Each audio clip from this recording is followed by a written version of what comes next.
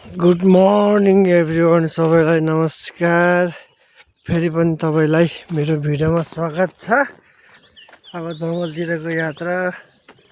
बिहान बिहान घाम यस्तो छ, के गर्ने होइन, गाह्रो छ। हातमा चौचो बोकेर हिँडेँ जङ्गलको यात्रा। जङ्गलमा फेरि यति घाँसै घाँस छ कि होइन, हिँड्दाखेरि खसङ खसङ खसङ खसङ खसङ। मेरो मम्मीहरू पनि जानु भइसकेको छ, त्यहाँ अगाडि हुनुहुन्छ होइन, मम्मीहरू सबै अगाडि हुनुहुन्छ।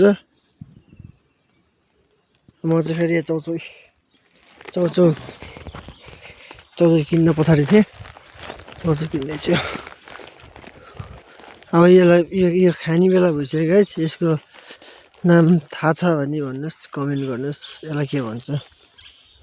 अब यो अलि दिनपछि खाने बेला भइसक्यो।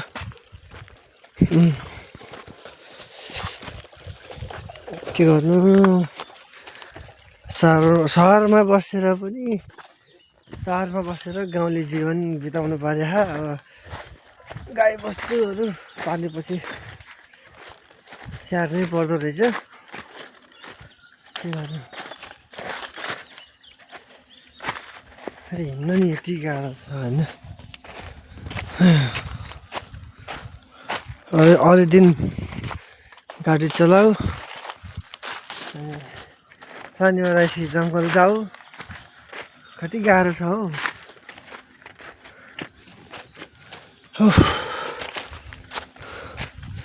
अगाडि मेरो टिम।